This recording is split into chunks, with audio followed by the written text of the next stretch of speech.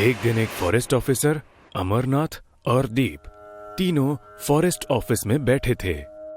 अमरनाथ और दीप, तुम दोनों इस इलाके के बेस्ट शिकारी हो। मैंने तुम्हारा रिकॉर्ड चेक किया है, इसलिए तुम्हें यहाँ बुलाया गया है। हमें तुम्हारी मदद चाहिए। इस जंगल में भेड़िए बहुत बढ़ गए हैं और वो कोई आम भेड़िए नहीं लगते, थोड़े अजीब है। आप फिक्र मत करो सर जी, काम हो जाएगा। कल सुबह तक सारे भेड़िए खत्म हो जाएंगे। पर ये काम आप भी तो कर सकते हैं, हमारी क्या जरूरत है? अरे तुम समझ नहीं रहे हो, हम सरकारी आदमी हैं और इसीलिए हमें जंगल के किसी भी जानवर को मारने की इजाजत नहीं है। ठीक है, पर इसके पैसे? काम होते ही तुम्हें तुम्हारे पैसे मिल जाएंगे। अचानक दीप का ध्यान ऑफिसर के बाएं हाथ पर गया। वहां उसने देखा कि किसी जानवर ने ऑफिसर को पंजा मारा था। ये पंजा किसने मारा आपको? किस जंगली जानवर के साथ सामना हुआ था आपका? अरे नहीं नहीं, ये तो बस प्रैक्टिस करते वक्त लोहे के तार से टकराया था, तभी ये चोट आ गई थी मुझे। दीप को ऑफिसर के जवाब पर पूरा यकीन नहीं हुआ, क्योंकि वो निशान उसे किसी जंगली जानवर का ही लग रहा था। बात खत्म होते ही अमरनाथ और दीप वहां से चले गए। उसी रात अमरनाथ और दीप शिकार करने के लिए जंगल में निकल गए। वो दोनों ही गाड़ी से घने जंगल की तरफ आगे बढ़ रहे थे। अमरनाथ गाड़ी चला रहा था और दीप उसके बगल में बैठा हुआ था। इतनी भी क्या जल्दी थी? क्या हम शिकार करने सुबह नहीं जा सकते थे? नहीं, सुबह शिकार करने में मजा नहीं आता। इसमें मजे की क्या बात है? रात को कितना खतरा होता है। और सबसे जरूरी बात यह है कि ये जंगल और यहाँ के जानवर हमारे लिए नए हैं। कोई खतरा नहीं होता। रात में सब जंगली जानवर सो जाते हैं और तभी उनका शिकार करना आसान होता है। सुबह के वक्त वही जानवर अलर्ट होते हैं और तभी उनसे हमें ज्यादा खतरा हो सकता है। वो सब तो ठीक है, लेकिन अगर कोई जंगली जानवर जाग रहा होगा तो क्या उसे भी हमेशा के लिए सुला देंगे? तू तो बिना बात के डरता रहता है। चुप, कुछ नहीं होगा। दीप बहुत ही डरा हुआ था। अमरनाथ ने जंगल के बीचों बीच गाड़ी को रोक दिया और दोनों गाड़ी से नीचे उतरे। जंगल बहुत घना था, इसलिए चांद की रोशनी भी उन तक ज्यादा नहीं आ रही थी। अमरनाथ ने गाड़ी से 2 बंदूकें निकाली और एक दीप के हाथों में थमा दी और कहा, ये ले बंदूक, फुल्ली लोडेड है। अगर कोई भेड़िया तुझे दिखे तो सीधा शूट कर देना। सुबह तक काम खत्म करना है। और हाँ, अब तू डरना बंद कर, मैं हूं तेरे साथ। चल अब। अमरनाथ और दीप जंगल में आगे बढ़ने लगे। उतने में उन्हें एक भेड़िए के चिल्लाने की आवाज सुनाई दी। दीप वो आवाज सुनकर थोड़ा डर गया, पर अमरनाथ वो आवाज सुनकर बहुत खुश हुआ। लगता है हम पहुंच गए। चल, भेड़ियों का शिकार करते हैं। अमरनाथ भागता हुआ आगे बढ़ने लगा। दीप भी उसके पीछे भागने लगा, पर अमरनाथ तेजी से भागकर आगे निकल गया। अमरनाथ, अरे मेरे लिए रुको जरा। अमरनाथ! दीप अचानक से रुक गया। उसे अमरनाथ कहीं नजर नहीं आ रहा था। उसने वहीं रुककर आवाज लगाना शुरू किया। अमरनाथ! अमरनाथ! कहाँ है तू? अमरनाथ! बहुत दूर से अमरनाथ की आवाज आई। अरे मैं यहां हूं, जल्दी से आगे आ जा। दीप डरते हुए एक एक कदम आगे बढ़ाते हुए चल रहा था कि तभी अचानक उसके सामने एक भेड़िया आ गया उस भेड़िए को देखकर दीप से डर के मारे बंदूक भी नहीं उठाई गई, क्योंकि वो कोई मामूली भेड़िया नहीं था। वो भेड़िया आम भेड़ियों की तुलना में काफी बड़ा था, और सबसे भयानक बात ये थी कि उसे 2 सिर थे। वो बेहद खूंखार लग रहा था। डर के मारे दीप के हाथ से बंदूक छूट गई। अरे, इसके तो 2 सिर है। ऐसा भेड़िया मैंने आज तक कहीं नहीं देखा। देखोगे भी नहीं, क्योंकि हम इस जंगल में ही रहते हैं। भेड़िए के मुंह से आवाज सुनकर दीप और भी ज्यादा डर गया। तुम बोल भी सकते हो? हाँ, और हम सिर्फ इंसान खाते हैं। भेड़िए की ये बात सुनकर दीप वहां से भागने लगा। भेड़िया भी उसके पीछे भागा। यहाँ अमरनाथ बंदूक हाथ में लिए ध्यान से चल रहा था कि तभी अचानक उसे दीप के चिल्लाने की आवाज आई। अमरनाथ पीछे मुड़ा। दीप, क्या हुआ तुझे? कहां पर है तू? वो दीप की आवाज के दिशा में भागने लगा। अचानक उसे बहुत सारे भेड़ियों की रोने की आवाज आने लगी। वो थोड़ा डर गया, पर फिर भी भागता रहा। रास्ते में उसे दीप की पड़ी हुई बंदूक नजर आई। पता नहीं कहां चला गया ये। दीप, दीप! अमरनाथ ने फिर भागना शुरू किया, पर भागते भागते उसका पैर फिसला और वो नीचे गिर गया। उसने पीछे देखा तो डर के मारे सुन्न हो गया। नीचे बहुत सारा खून पड़ा हुआ था और बगल में खून में लिपटे हुए दीप के कपड़े। तभी उसे पीछे से झाड़ियों में कुछ हलचल सुनाई दी।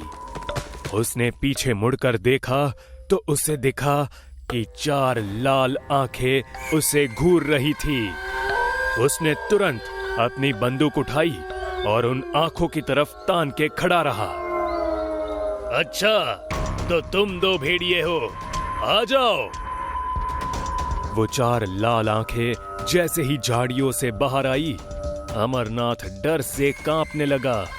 उस 2 सिर वाले बड़े भेड़िए को देखकर अमरनाथ के मुंह से कुछ आवाज नहीं निकली। उस भेड़िए के दोनों मुंह से खून टपक रहा था।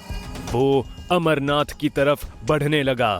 अमरनाथ ने हिम्मत करके उस पर एक गोली चलाई, पर वो गोली एक मामूली पत्थर की तरह उस भेड़िए के पेट से टकराई और नीचे गिर गई। उसने दूसरी गोली मारी, पर उसका भी कोई फायदा नहीं हुआ। तुम्हारे इन खिलौनों से हमें कुछ नहीं होगा। भेड़िए की वो भयानक आवाज सुनकर अमरनाथ बुरी तरह से डर गया और उसके हाथ से बंदूक नीचे गिर गई। वो उस भेड़िए से अपनी जान की भीख मांगने लगा। मुझे जाने दो, मैं आगे से इस जंगल में कभी नहीं आऊंगा। इस जंगल में कोई शिकार करने नहीं आ सकता, पर तुम यहाँ तक आ गए। मुझे बताओ, हमें मारने के लिए तुम्हें यहाँ किसने भेजा था? वो उस फॉरेस्ट ऑफिसर ने। उस ऑफिसर को कल ही मार देना चाहिए था, पर वो बच के निकल गया। मुझे लगा हमारे डर से वो जंगल की तरफ फिर से नहीं आएगा, पर मैं गलत था। कोई बात नहीं, तुम्हारे बाद उसको भी खत्म कर देंगे। मतलब उस ऑफिसर को तुम्हारे बारे में पता था, फिर भी उसने हमें यहाँ मरने के लिए भेजा? कल मैंने उसके हाथ पर एक वार किया था, पर वो भाग गया। आज उसके घर में घुसकर उसे मारूंगा। भेड़िया अमरनाथ की तरफ बढ़ा और उसने जोर से उसकी छाती पर पंजे से 2 वार किए। अमरनाथ के कान और मुंह से खून बहने लगा। भेड़िए ने आगे बढ़कर उसके पेट को अपने दांतों से फाड़ दिया और अमरनाथ की वहीं मौत हो गई। उस भेड़िए के मुंह से बहुत सारा खून टपक रहा था। अचानक झाड़ियों में हलचल हुई और बहुत सारी लाल आंखें दिखने लगी। तुम सब इसे खाओ, तब तक मैं उस ऑफिसर को देखता हूँ। आज के बाद कोई भी हमारे जंगल की तरफ आंख उठाकर नहीं देखेगा। इतना कह के वो भेड़िया वहां से भाग निकला और बहुत सारे उसके जैसे दिखने वाले भेड़िए झाड़ियों से आकर अमरनाथ की लाश को खाने लगे। ऑफिसर अपने कमरे में आराम से सो रहा था। तभी उसे कमरे का दरवाजा खुलने की आवाज आई और वो जाग गया। दरवाजा खुलते ही उसे दीवार पर उस भेड़िए की परछाई दिखने लगी और वो काफी डर गया। भेड़िया गुस्से में ऑफिसर की तरफ तेजी से बढ़ने लगा। ऑफिसर ने तुरंत टेबल पर पड़ी हुई बंदूक उठाई और भेड़िए पर गोली चलाने लगा। भूल गए क्या ऑफिसर, ये मेरा कुछ नहीं बिगाड़ सकती। भेड़िए ने एकदम से ऑफिसर पर छलांग लगाई और एक ही वार में उसे मार दिया। ऑफिसर को मारने के बाद भेड़िया जोर से चिल्लाया। उस हादसे के बाद उस जंगल की तरफ कोई भी इंसान जाने से डरने लगा। पर भूख लगने पर वो भेड़िए इंसानों की बस्ती में आकर लोगों को खाने जाते थे। बहुत साल पहले की बात है। एक गांव के नजदीक बहुत बड़ा तालाब था। दिन भर उस तालाब के पास बहुत से लोग घूमने और तैरने आते थे। रात के समय भी उस तालाब के पास लोगों का आना जाना लगा ही रहता। ऐसी ही पूर्णिमा की एक रात, जब चांद की रोशनी तालाब के पानी पर चमक रही थी, तब तालाब के पास ढेर सारे लोग थे। उनमें तन्वी और मिनी तालाब के किनारे गप्पे लड़ाते हुए घूम रही थी। बात करते करते तन्वी का पैर फिसला। तन्वी तालाब में गिर गई। उसे तैरना नहीं आता था। मिनी मदद के लिए चिल्लाने लगी, बचाओ, बचाओ इसे कोई, सुनो, इसे बचाओ, इसे तैरना नहीं आता। तन्वी और मिनी की आवाज सुनकर वहां के सारे लोग तालाब के किनारे इकट्ठा हो गए। पर रात का समय होने की वजह से लोग पानी में उतरने से डर रहे थे। तन्वी डूबने लगी थी। सब लोग सिर्फ देख रहे थे। तन्वी पानी में से गुस्से में बोलने लगी, आज मुझे बचाने से इनकार कर रहे हो, ठीक है, पर एक बात याद रखना, मरने के बाद जिस किसी की परछाई इस तालाब के पानी में गिरेगी, उसे भी इस पानी में अपनी जान देनी होगी। तन्वी ने जोरों से चिल्लाना शुरू किया और उसके आसपास पानी का एक भंवर तैयार होने लगा। लोग डर के मारे पीछे हटने लगे। उस भंवर ने तन्वी को अंदर खींच लिया और पानी शांत हो गया। लोग क्या हुआ ये जानने के लिए धीरे धीरे तालाब की तरफ बढ़ रहे थे। इतने में तालाब से चिल्लाने की आवाज आई, याद रखना, परछाई। सारे लोग डरकर गांव भाग गए और उस रात से तालाब के नजदीक लोगों ने आना जाना बंद कर दिया। उस घटना के बाद तालाब की सारी रौनक चली गई और वो एक भूतिया जगह बन गई। उस तालाब के थोड़ी दूर से गांव जाने का एक कच्चा रास्ता था। लोग वहां से भी गुजरने से डरते थे। एक रात मनीष और आमिर बाइक से गांव की तरफ जा रहे थे। मनीष बाइक चला रहा था, पर जाते जाते वो तालाब के रास्ते पर रुके। वो जिस जगह पर रुके वहां से दो रास्ते गांव की तरफ जाते थे। अरे भाई, रुक क्यों गया? चल तालाब के रास्ते से। अरे भाई, मरना है क्या? तुझे पता नहीं तालाब में क्या हुआ है? अरे कितने महीने हो गए उसे, कुछ नहीं हुआ अब तक गांव में, और वैसे भी ये शॉर्टकट है, मुझे जल्दी घर पहुंचना है भाई। अरे पर कुछ हुआ तो? अरे कुछ नहीं होगा मैं, तू चल, डर मत, चल चल जल्दी चल। मनीष ने ना चाहते हुए भी तालाब के रास्ते से बाइक को घुमाया। मनीष और आमिर दोनों ही तालाब के रास्ते से बाइक पर जा रहे थे। जैसे ही तालाब दिखा, मनीष बार बार तालाब की तरफ देख रहा था और इसकी वजह से बाइक ठीक से नहीं चल रही थी। आमिर का ध्यान मनीष की तरफ गया।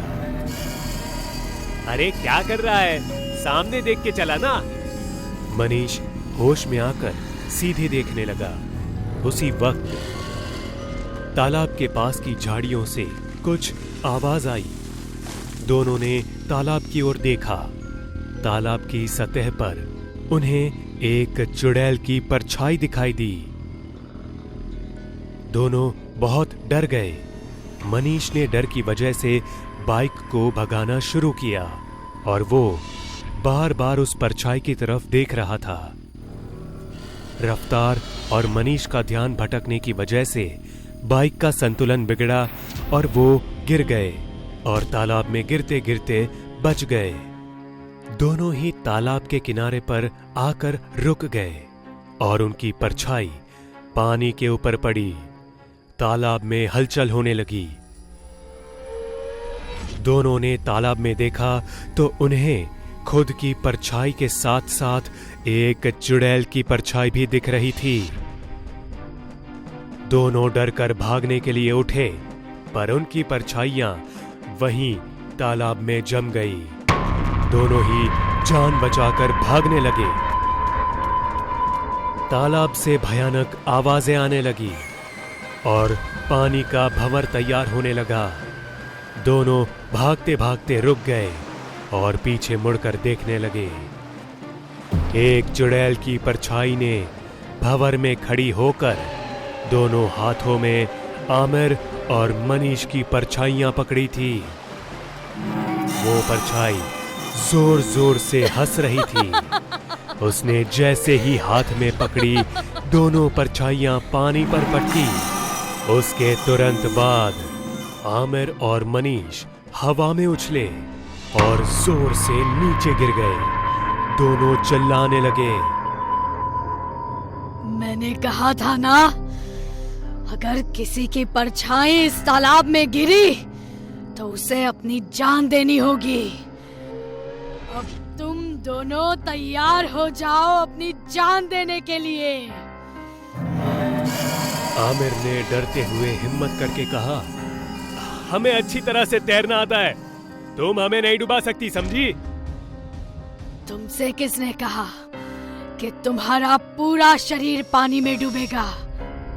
मतलब? चुड़ैल चिल्ला के भयानक तरीके से हंसने लगी। चुड़ैल ने परछाइयों को फिर से उठाया और उनके शरीर से सिर को उखाड़कर पानी में फेंक दिया। उसके साथ ही आमिर और मनीष के सिर भी पानी में आ गिरे। सिर के बाद उसने दोनों हाथ और दोनों पैर उखाड़कर पानी में फेंके। तालाब का पानी उनके खून से लाल हो गया था और उन दोनों के शरीर के टुकड़े उस खून के पानी में तैरने लगे। धीरे धीरे वो भंवर शांत होने लगा और वो चुड़ैल की परछाई पानी का सारा खून और शरीर के टुकड़े अपने अंदर खींचने लगी। भंवर शांत होने के बाद चुड़ैल की परछाई हंसते हुए तालाब की गहराई में गायब हो गई और पानी पहले की तरह साफ और शांत दिखने लगा। तालाब से थोड़ी ही दूर पर उनकी बाइक गिरी पड़ी थी, जिस पर एक कौवा बिल्कुल शांत बैठा हुआ था। सारा माहौल शांत था। अचानक तालाब में से चुड़ैल की परछाई के दो हाथ आए। उन्होंने बाइक को हवा में उठाया और गांव की तरफ फेंक दिया। उसके बाद वो हाथ फिर से तालाब में गायब हो गए। उन हाथों की वजह से वो कौवा डर गया और उड़ते हुए जोरों से कांव कांव करने लगा। उड़ते हुए वो तालाब के ऊपर से उड़ा और उसकी परछाई उस तालाब में कैद हो गई।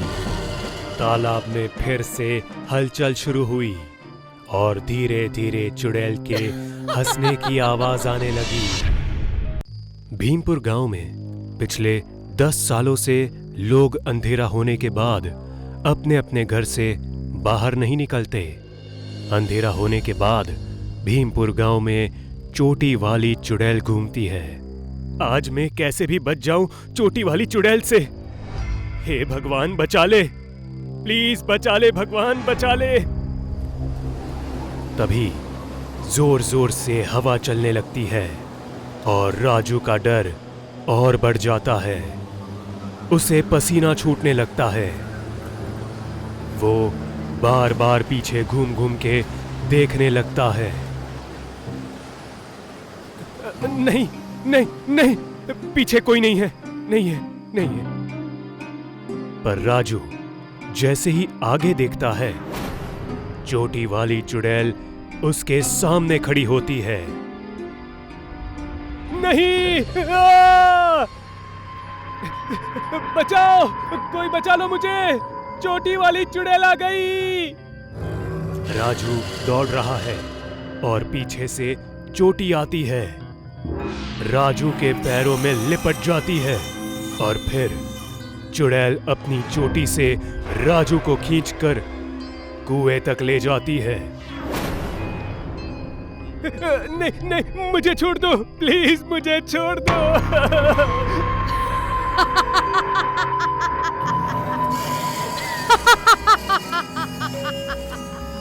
चुड़ैल राजू की गुहार नहीं सुनती और उसे कुएं में फेंक देती है। राजू को तैरना नहीं आता। वो पानी में हाथ पांव मारते मारते मर जाता है। कोई भी गांव वाला राजू की मदद नहीं कर पाता। अगली सुबह राजू की लाश कुएं से बाहर निकल आती है। गांव वालों को राजू की मौत का अफसोस था, पर उनके मन में चोटी वाली चुड़ैल का डर भी था। कुछ दिनों बाद गांव में एक नव विवाहित पति पत्नी आते हैं। दोनों की जोड़ी काफी अच्छी थी। सब लोग उन्हें ही देख रहे थे। मोहन, सब लोग हमें ऐसे क्यों देख रहे हैं? अरे तुम चिंता क्यों कर रही हो? गांव में हम नए हैं, इसलिए शायद लोग हमें देख रहे हैं। वैसे भी गांव वालों को आदत होती है। मुझे बहुत अजीब लग रहा है। पहले चल के फ्रेश होते हैं, फिर गांव वालों से मिलते हैं। उसके बाद तुम्हें अजीब नहीं लगेगा। मोहन उस औरत के घर जाता है जहां उसने किराए पर मकान की बात की थी। क्या आपका इस गांव में ट्रांसफर हुआ है? हाँ जी। माँ जी लगातार अनीता की चोटी को घूरे जा रही थी। ये देख अनीता और भी चिंतित हो गई। माँ जी, आप मेरी चोटी को इस तरह से क्यों घूर रहे हैं? आप ही नहीं, सारे गांव वाले हम दोनों को ऐसे देख रहे हैं जैसे कोई भूत देख लिया हो। हाँ, बिल्कुल सही बोला आपने। इस गांव में चोटी वाली चुड़ैल का साया घूमता है, इसलिए इस गांव में किसी की चोटी नहीं है। अगर आप दोनों को अपनी जान प्यारी है तो चोटी काट लो या इस गांव को छोड़कर चले जाओ, वरना वो चोटी वाली चुड़ैल आप दोनों को मारकर भूत बना देगी। एक मिनट, ये क्या बकवास है? भूत प्रेत? मैं इन सब बातों पर नहीं विश्वास करती। मैं चोटी नहीं काटूंगी। इस चोटी को बढ़ाने में कितने साल लग गए, बस मुझे ही पता है।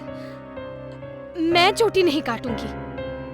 माँ जी, आप हमें अपना कमरा दिखा दीजिए। माँ जी ने कुछ नहीं बोला, बस उंगली से बगल वाले घर की तरफ इशारा कर दिया। अनीता और मोहन उस घर के भीतर चले गए। उन दोनों को भी बूढ़ी औरत की बातों पर यकीन नहीं था। मोहन, तुम्हें क्या यही गांव मिला था? यहाँ लोग चोटी वाली चुड़ैल से डरते हैं। सच में ऐसा कुछ होगा तो क्या होगा? क्या तुम भी इन बेवकूफ गांव वालों की बात में आ गई? मोहन, फिर भी क्या सच में चोटी वाली चुड़ैल हो सकती है इस गांव में? मैं तो ये सब कुछ पहली बार सुन रहा हूँ। और वैसे भी अगर ये सब सच में होता है तो हमें कुछ फर्क नहीं पड़ना चाहिए। हम बस कुछ दिनों के मेहमान हैं इस गांव में। दोनों एक दूसरे से बात करते करते सो गए। अनीता, अनीता, अनीता। आधी रात को अनीता घबराते हुए उठ गई। ऐसा लगा जैसे कोई मेरा नाम लेकर मुझे बुला रहा हो। अनीता मोहन की तरफ देखती है, फिर दूसरी तरफ देखती है। उसके बगल में चोटी वाली चुड़ैल बैठी होती है। मोहन, मोहन जल्दी उठो। मोहन, मोहन जल्दी उठो। वहाँ देखो, वहाँ कौन है देखो। उठो मोहन। कौन है? तेरी मौत।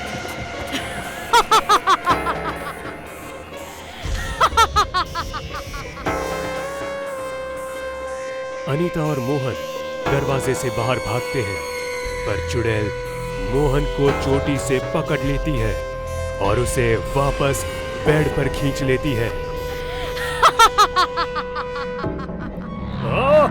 बचाओ!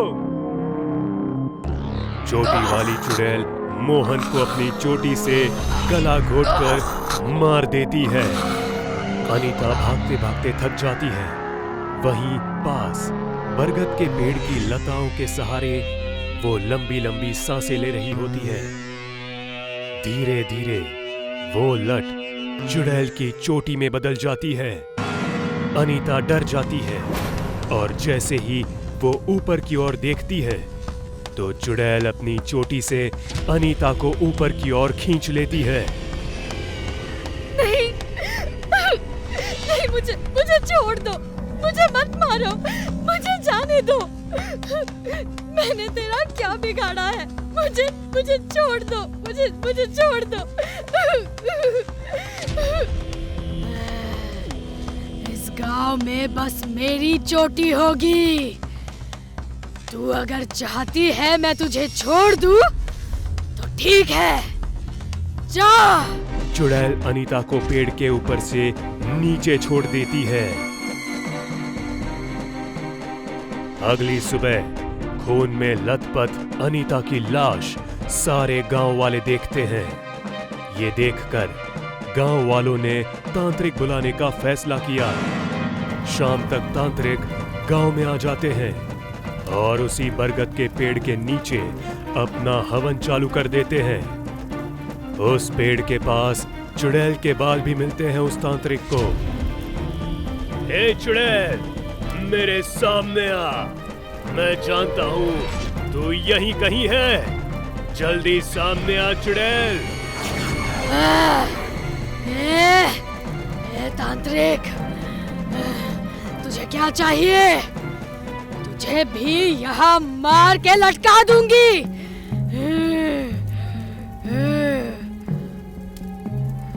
मैं जो पूछता हूँ उसका सही जवाब देती जा, वरना अच्छा नहीं होगा। तू मेरी शक्तियों से अनजान है चुड़ैल। तू सोच भी नहीं सकती मैं तेरा वो हाल कर सकता हूँ। तू इन लोगों को क्यों मार रही है? मैं भी इसी गांव में रहती थी। मेरा नाम गंगा था।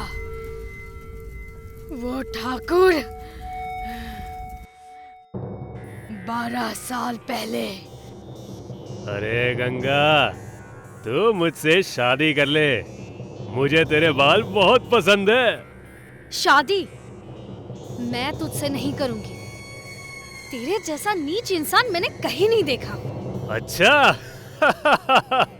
तो मेरा नीचपना भी देख ले अब।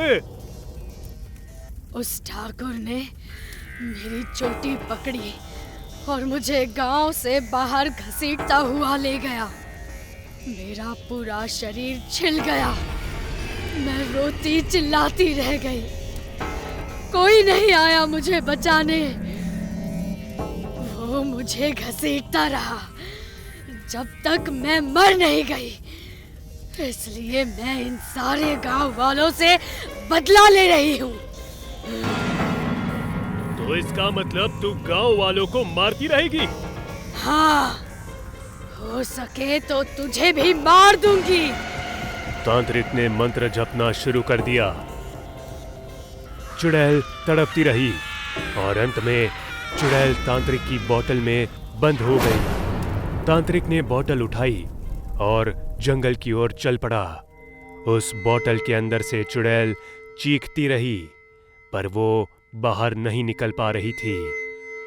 चोटी वाली चुड़ैल बोतल में कैद हो गई थी।